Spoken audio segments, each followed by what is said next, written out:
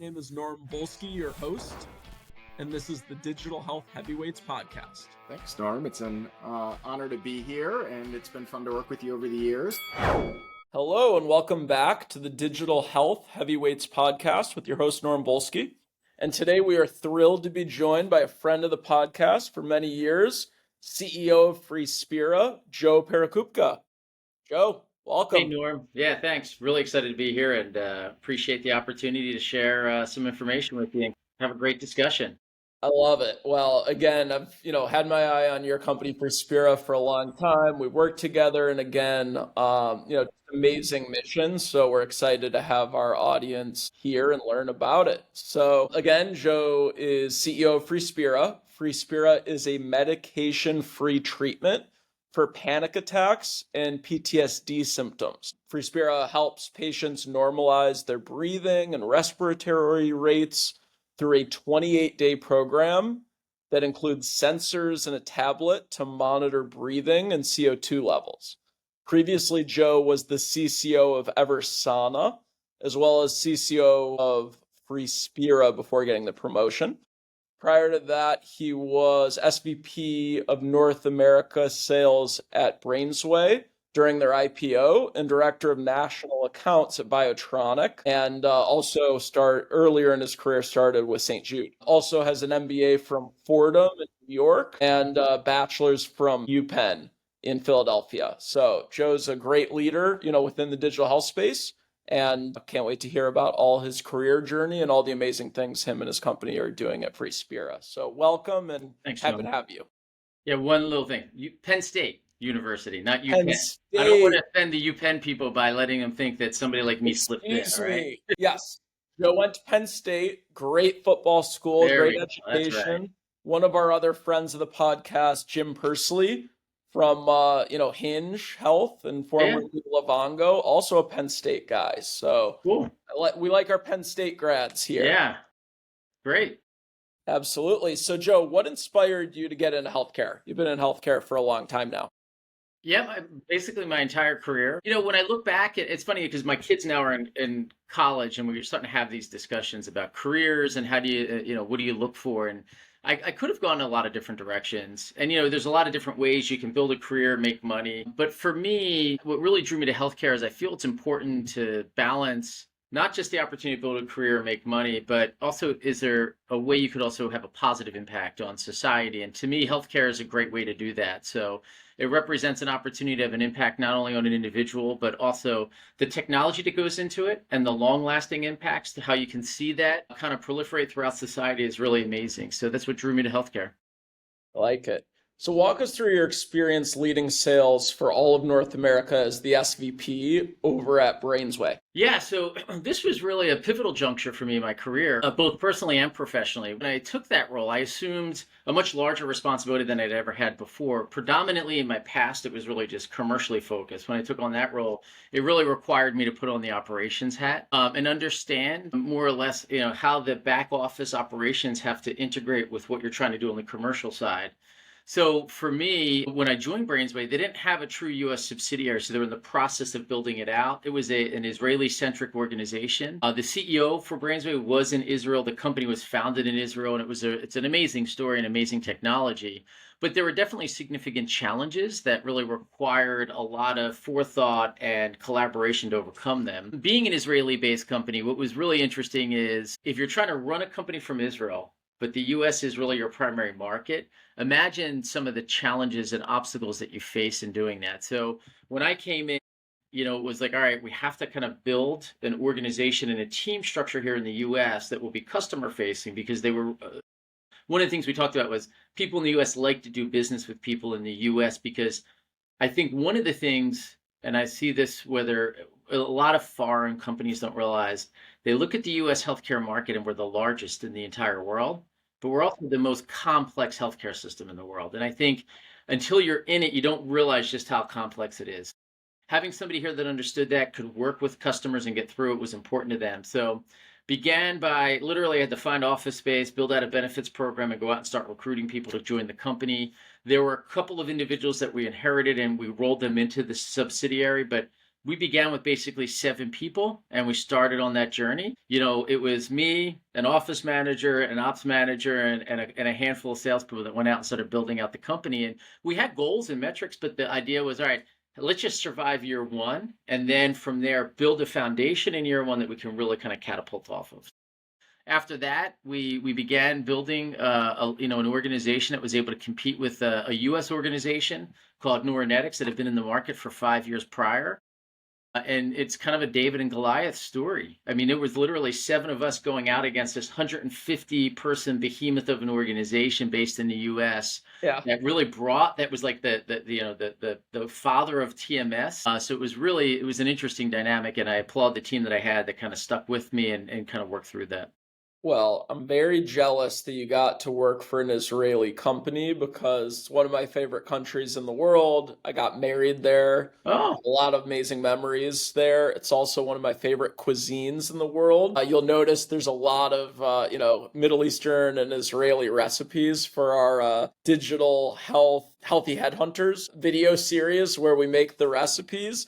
So, definitely jealous there. I guess my question is, there's a lot of people in our network, and we've worked with a lot of companies that are based elsewhere, whether they're in Israel or London or, other Scandinavian countries. Like we've got a lot of international founders that we've worked with. Even Hinge Health, this technically was started in London before, they moved to the US.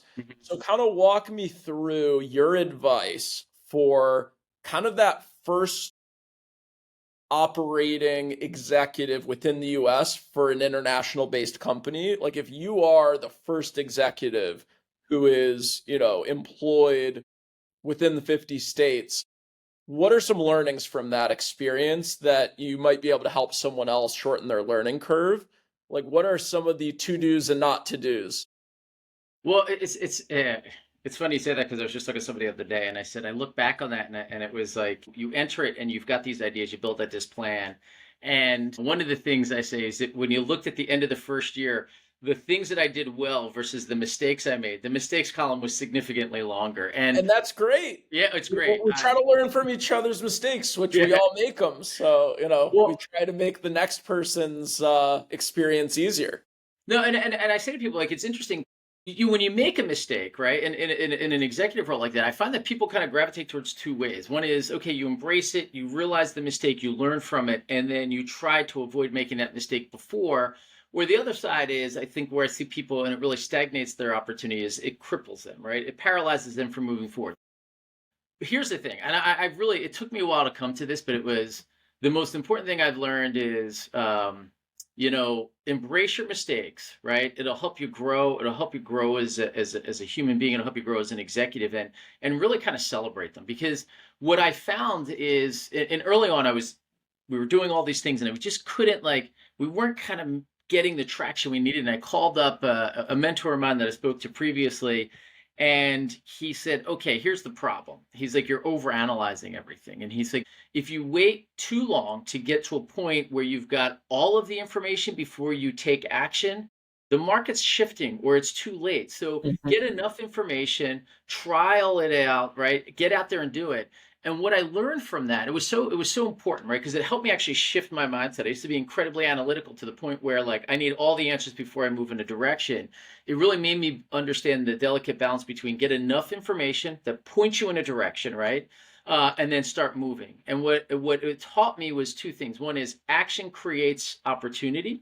But more importantly, Norm, as you're going through that, by taking that action, even if you're on the wrong path, you're going to learn more about where you need to go, right? And you can adjust quickly, and that will actually put you on a better path than if you didn't do anything. And it's really based on that. What I've adopted internally when you run a small company, and I say to people is, hey, you really need to embrace this concept that we do here at Freespira, which is pilot versus pivot, right? So pilot things first, see if they're working, create a feedback mechanism and timeline where you're going to check in to make sure it's working or not. And then you either expand the program, you adjust the program, or if you need to kill off that program, that's fine. But you're learning throughout.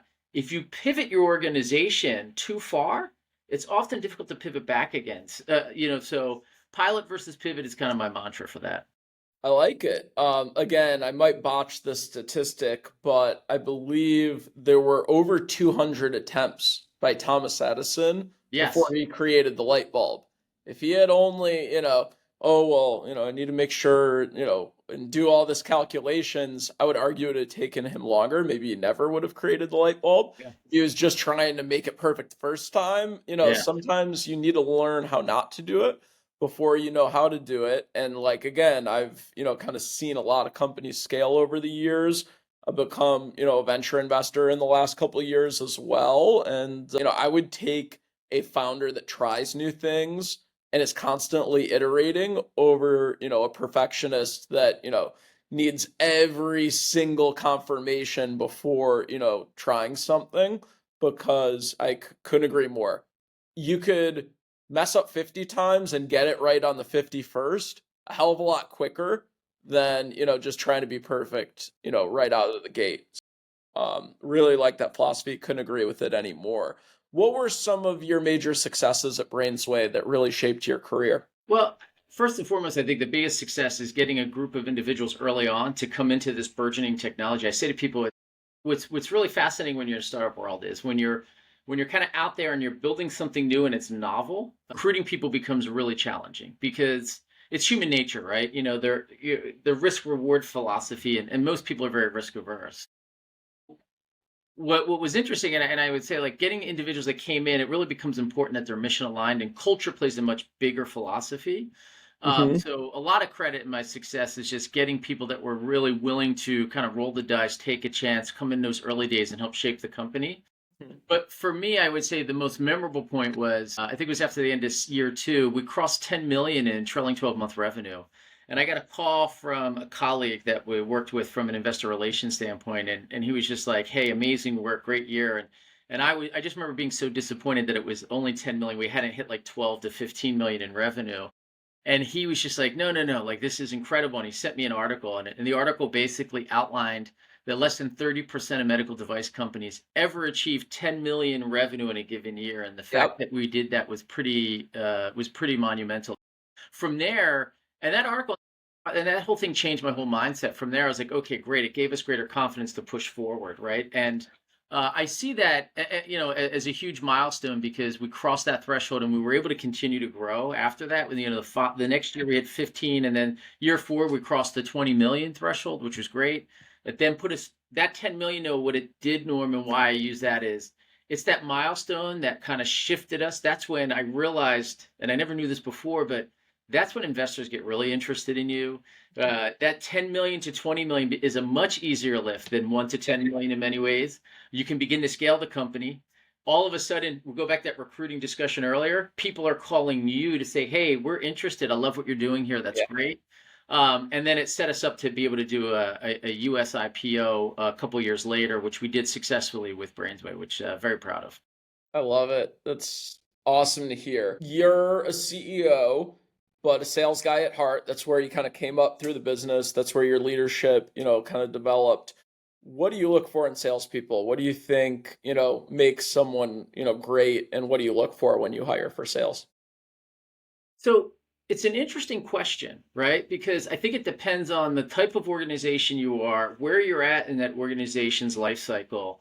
And I do think, startup versus, the established organization are two totally different groups. Hmm.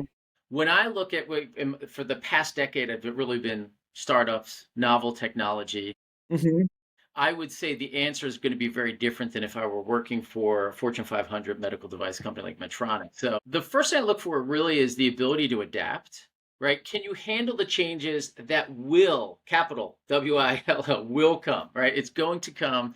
And what I like to say is I look for people that have like the stomach to deal with the ebbs and flows, right? Because it's constantly shifting. There's ups and downs, and you just kind of got to weather that storm, right? So that's the first thing. The second thing is collaboration. Like, it's interesting. Like when you're building this organization, like there's an ecosystem that's very unique within a startup company, and I use that word a lot, the ecosystem, because it can only sustain so much change. Yeah. But you need people that are going to come in and be able to work cross-functionally across many different departments. And I need people that are going to come in and challenge the status quo.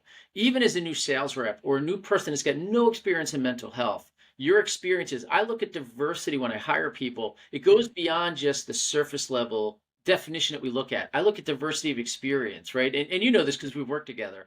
Hey, I'm looking for people who are in this sector or that sector. I think they could bring something to us that we're Hmm. not seeing now. Your experiences will kind of bring into the organization a fresh perspective. And when I think about this, what I say to people is from day one, I expect you to start contributing because don't worry about whether you have the experience or not. You bringing something to the table at our leadership team, Yeah. what it allows us to do is it starts that collaborative process. And we Hmm. may not agree to move forward with your idea, but if it's done the right way, it'll kind of create this whole incredible collaborative journey that will go on as a leadership team. And at the end, because of that interesting idea that you brought to the table, we've now arrived at a better action tactic that we could take that's going to be much more actionable. And then the last piece is cultural fit. I said it earlier. Cultural fit, Hmm. especially in a startup world, is really important. So we have a lot of people who follow and watch the podcast that come from, some of these big companies that have Mhm. raised hundreds of millions of dollars, and the expectation is, they're going to IPO. There's a lot of unicorns in the market that have not gotten to an exit yet. So obviously, Hinge started the trend recently, Omada followed, but the Springs, the Swords, the Liras, the Mavens, like they all seem to be Verta, like the next companies that should IPO over the next couple of years. What would be your advice for, employees of companies that are, on the doorstep of an IPO in the next couple of years? What did you learn from your IPO and what could you share with them so they are prepared? From an employee perspective, regardless of where the IPO is, just go out and focus on what you need to do every day and do it really well because all of that's going to kind of contribute up. You have to have confidence in the leadership team that they know what they're doing and they'll get the job done. But if you're focused on that IPO as it right and that's distracting you from doing your job, then it's going to if all the employees are focused on that aspect as opposed to doing what they need to do every day, then it's going to have an impact on whether the company can move forward or not. I think the IPO is kind of the icing on the cake, if you will. At the end of the day, focus on the fact that you didn't join the company because of the IPO. You joined the company because you believed in the product, the Yep. leadership, and the marketplace and the people that you can help. Just continue to focus on that and just trust that everything else should follow through. Walk me through what about Freespira's mission intrigued you to join the company originally as CEO before you earned your promotion? Yeah, so having been in mental health space for a while, one of the things that made me jump back into the mental health space, even with Brainsway, was as I started doing my research on the space, I realized that nothing had really changed in a long time, and there was a desperate need for a different way to impact the treatment paradigm for Hmm. people. What really brought me to Freespira though was two things: the PTSD indication, which is kind of near and dear to my heart. I've seen personally, how PTSD can impact an individual. But secondly, really, I'm really passionate about changing the treatment paradigm for people that are suffering in this country. And my issue, I think, where I see with mental health is standard care should always be the first line of discussion, but it's often the only line of treatment that's often discussed with the patient. So I believe right now we're at a point where this mental health crisis, which we've been talking about since before the pandemic, and it was only accelerated after that, it's at a point now where we have to begin to change our mindset. And if people can't engage with the standard of care or they're unwilling to, we have to shift quickly and provide them opportunities. And I think the mindset has to shift away from standard of care only to one where we're like, how do we get individuals into any form of treatment that meets their needs today, but give them a positive patient experience in that? And what we have found personally at Freespira is by allowing that to happen, they then become empowered to engage in further treatments that are going to get them on the path to wellness. So what brought me to Freespira is I love the at-home piece. I love the option that we're an adjunctive treatment that can be used with standard of care or medications. We can all, but we're a non-medication based treatment, which I think is intriguing to people as well. Oh yeah. Like usually the solve is here's another pill, and that's not always the Yeah. best thing for the patient. Obviously, drug companies make money when they, push pills. So, ideally you can solve these things, many things in healthcare, without, and like pharmaceuticals are a last resort. Unfortunately, in our current environment, they seem to be the first and only resort. Yeah. Behavior change, is hard, but that's what achieves lasting outcomes as opposed to just putting a band-aid on things. So what is what you would say is maybe a misconception about like PTSD. I think whenever people hear PTSD, they think, oh, veterans, like, oh, people that go to war. And like, that's the only thing they know. As an expert in PTSD in a company that addresses these populations, can you explain like what's more under the surface other than the obvious of, returning veterans from war? Like what are other things that are a result, that becomes PTSD, and what are people maybe missing that you're helping a lot of people with that they wouldn't think of initially? Yeah, and Norm, it's so important what you said. Even within healthcare, mental health care, when we talk about PTSD, I've seen so many people just be like, yeah, combat related. It is no longer just combat related, unfortunately. And when you take a step back and you look at what's happening in the world and in the US alone, whether it's gun violence in schools, whether it's, natural disasters, think about the wildfires that occurred in LA, and the number of people that were impacted by that. All of those are traumatic situations which could lead to PTSD.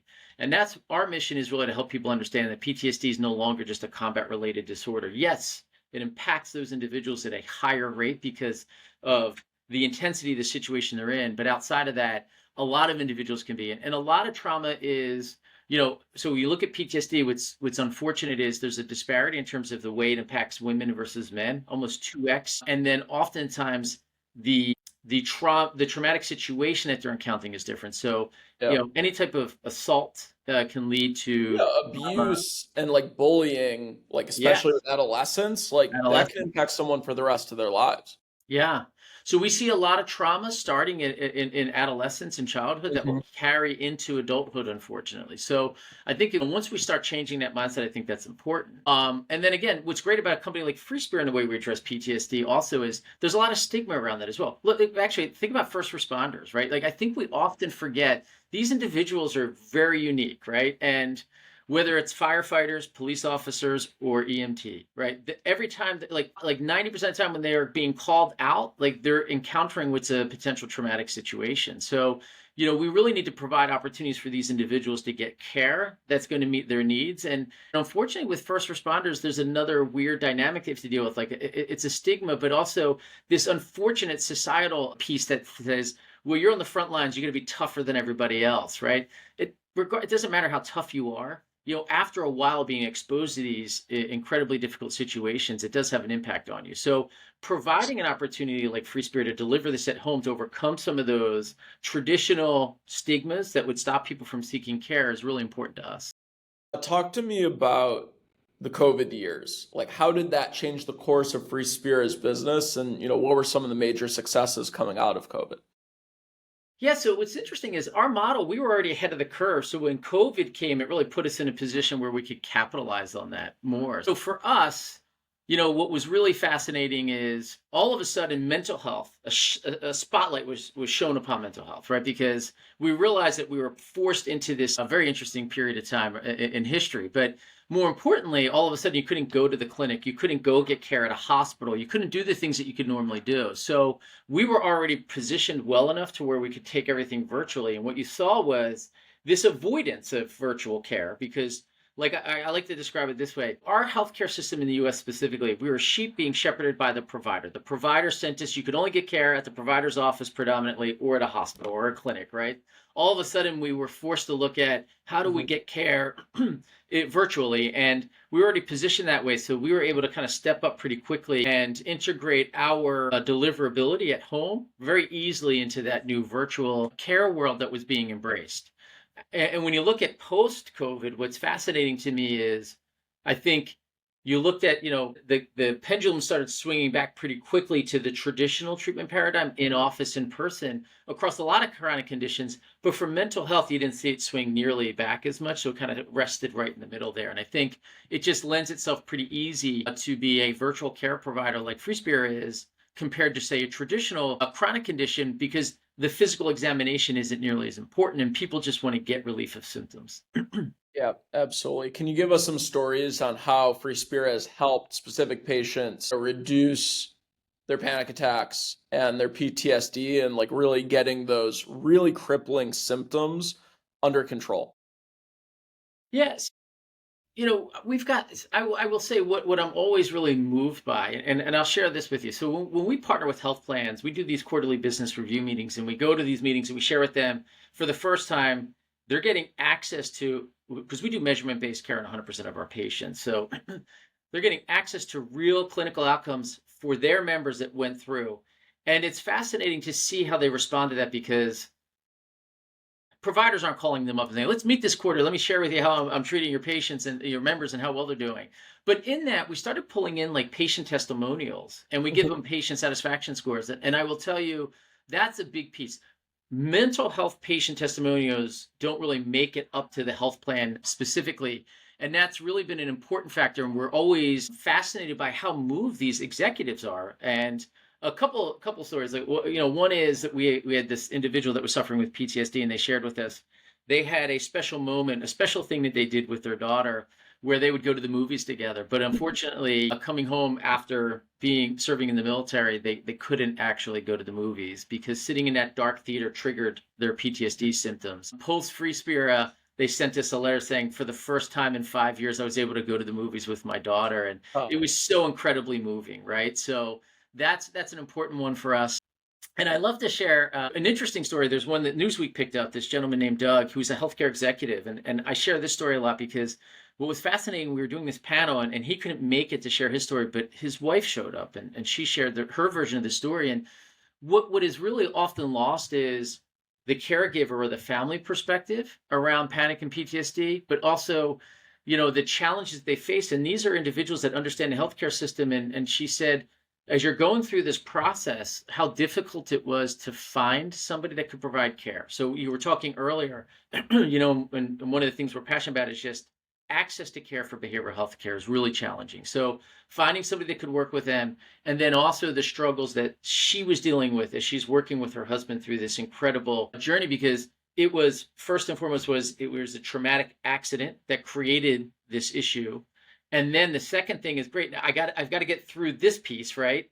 Then right behind it is this unfortunate issue surrounding PTSD that was settling in very rapidly. And she was trying to navigate all of it. And it was really, her perspective was profound in the sense that, early on, she said, I think he's going to need help.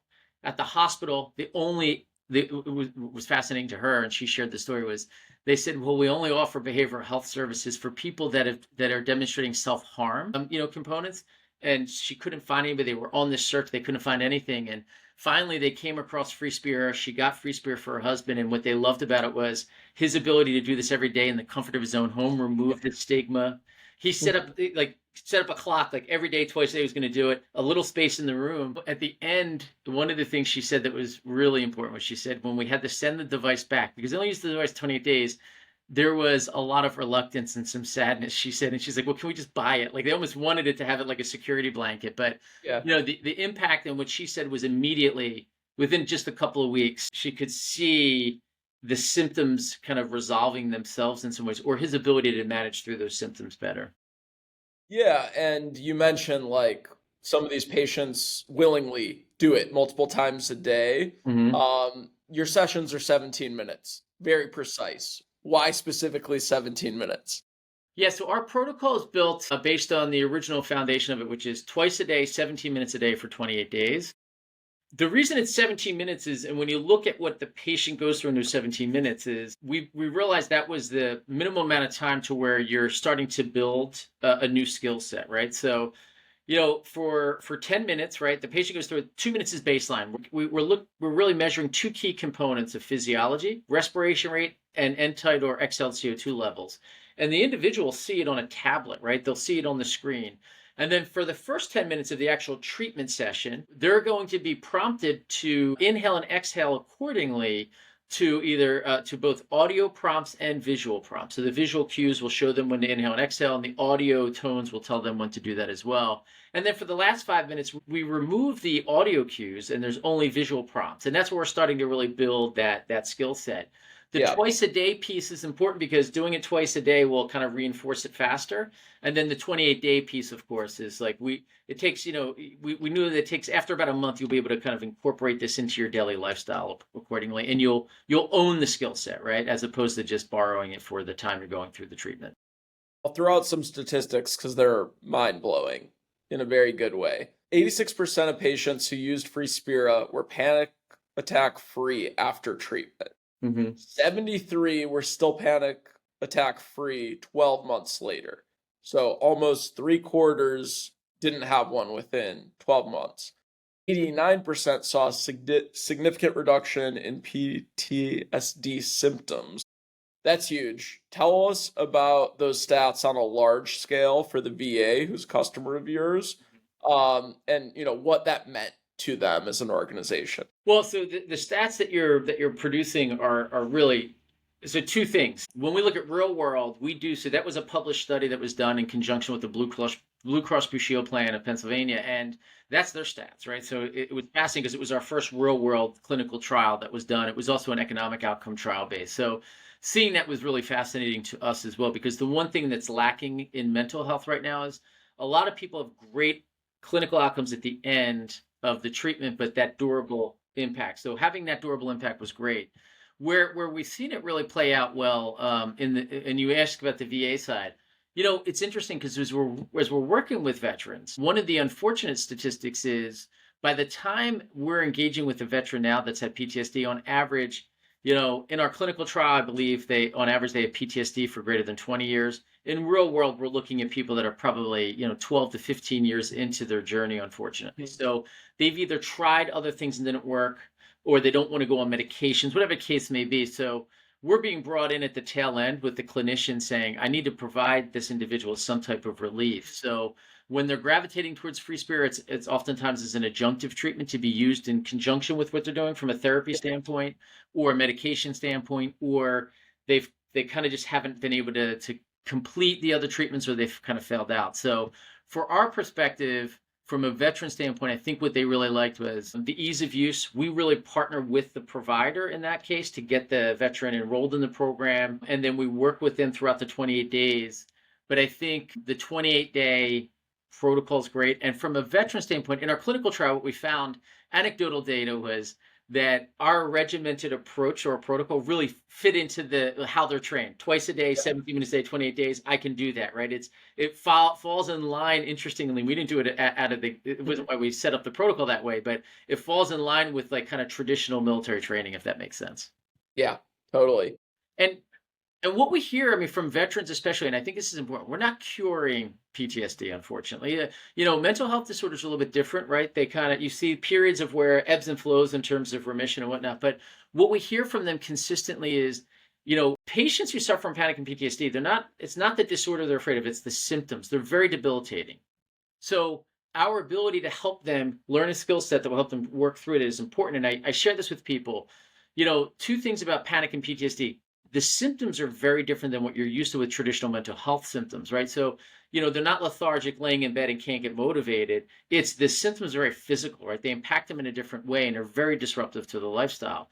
PTSD patients especially are masters at building avoidance behaviors. They know their triggers. They avoid things. Going back to that story I shared with you earlier, sitting in that movie theater is going to potentially trigger, I'm going to avoid it, right? So that forces them to miss out on a lot of life's great opportunities. So our ability, when you think about it, when they encounter these highly anxious situations, Norm, we all encounter them. I don't have panic and PTSD, thank goodness, but I'm able to manage my way through those anxiety symptoms. If I had, this breathing dysfunction that's being triggered oftentimes by CO2 hypersensitivity, or have panic or PTSD. And explain that CO2 hypersensitivity for those who don't know what that is. Yeah, so CO2 hypersensitivity is a phenomenon. What Freespira does is we're addressing breathing dysfunction that's associated with CO2 hypersensitivity for a good portion of the patients, right? But breathing dysfunction can be triggered by a couple things. That's why we look at respiration rate and end-tidal CO2 levels, because what happens is CO2 hypersensitivity, you're not regulating your breathing enough to where you're breathing very shallow, if you will, for lack of a better term. And that is going to create air hunger, which will kind of force you into these symptoms, right? So what we're training people to do is when you hit those highly anxious situations, regulate that breathing pattern so that you're getting the optimal amount of CO2 in your body. And you're going to avoid that air hunger piece that will kind of force you into the very physical symptoms, either a panic attack or the, startle reflux or rapid chest heart rate, which drives you into the emergency department most often. Yeah, and I think what's really helpful in evaluating solutions like this is how does it compare to other traditional models? So we mentioned the statistics, but how Mhm. does this compare to talk therapy or medications? Yeah, so technically, we're not allowed to do a direct comparison because we haven't done a clinical trial about that. But Yeah, anecdotally, what we hear, I think a couple things. First is I think that our outcomes are in line with especially therapy, right? And again, not doing a direct comparison, but I think from a symptomology standpoint. So we use measurement-based care statistics. So I'll rely on that. So when you look at the panic disorder severity surveys is what we utilize to enroll patients, then we measure them throughout on average, right, even in real world, we're seeing you have to achieve a 40% reduction in your symptom score to achieve clinically significant outcomes for the PDSS. We're achieving that, in a vast majority of patients, right, in line with what you're seeing traditionally. PTSD, we use PCL5 in the real world, which is the same thing the VA uses from a symptomology measurement score. And the VA states that you need to deliver roughly 10 points is a clinically meaningful reduction in symptoms. In the real world, when we bring in not just veterans but the commercial population, we're seeing on average about 15 to 20 point reduction, right? So that puts it in perspective to say, all right, there's a validation piece to what we're doing, and we're using objective tools to measure the outcomes, which puts us right in line with a lot of them. I think where Freespira sets itself apart is, especially when you compare to medications, there's very little side effects, if or almost none, right? You can never say there's zero side effects, but there are very little side effects compared to medications. Our dropout rate is significantly less. When you look at therapy, the dropout rate can be very challenging for people because they got to relive the trauma. Anywhere from 30 to 55% of people will drop out of traditional psychotherapy that's yeah. related with PTSD. Medication dropouts are really challenging. And I think the other piece too, so our dropout rates are less than 10% globally, which is huge Mhm. compared to that 40 or 50%. And then adherence. What Mhm. we hear in the real world is adherence to medications or therapy is going to be somewhere in the 50% range, 55. Our adherence rate is consistently over 70%. So when you look at all of that, like I think the key is you get the greatest treatment in the world, but if people don't complete the treatment or they Yeah. can't get through the treatment, it doesn't matter how great it is, they're not going to get the benefit of it. So that's where we really see the opportunity for Free Spirit. Patients are showing a strong preference for this. I have to ask, have you seen Shrinking on Apple TV, Apple Plus? I have not. Who's You in that show? should. It's with Jason Segel Yeah, yeah, and yeah. Harrison Ford are like two of the most famous, Yeah. actors in the show.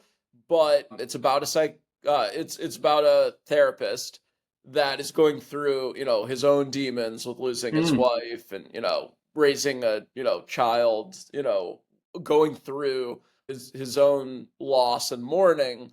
But one of his patients is a returning veteran who is struggling with PTSD. I think you'd find it really interesting, and I think it really highlights, the exactly what you just shared. Like he did not want to open up because he didn't want to relive the trauma. Something like Free Spira, you should, maybe get on season 3. Yeah. Um, so, he can use Free Spira as opposed to having to talk about it with Jason Segel. I'm gonna But build Jason up. anyways, We're good friends. No, I'm just kidding. good, good. All right. Well, No, Jason, we've I've added it to my queue. podcast and we'd love to know what Yeah. inspired you to really write. I think you directed and wrote Shrinking and then Yeah. accented as well. Could be wrong there, but that was my perception. Great show. Me and my wife love it, and we're excited for the next Cool. season. Yeah. So last questions I'll ask is, how do you practice what you preach? You lead a company that goal is helping, change human behavior and, giving coping mechanisms, for a population that's, very much in need. How do you, in a very high stress job, stay even keel? And, how do you reduce stress? How do you exercise to kind of, allow yourself to work hard, but also, not let stress impact you. Okay. So the biggest thing for me, I mean, I'm laughing because You're a little I don't, guilty of I not don't know that I paying don't think I attention figured out to how it to as not let much. stress affect me. Yeah.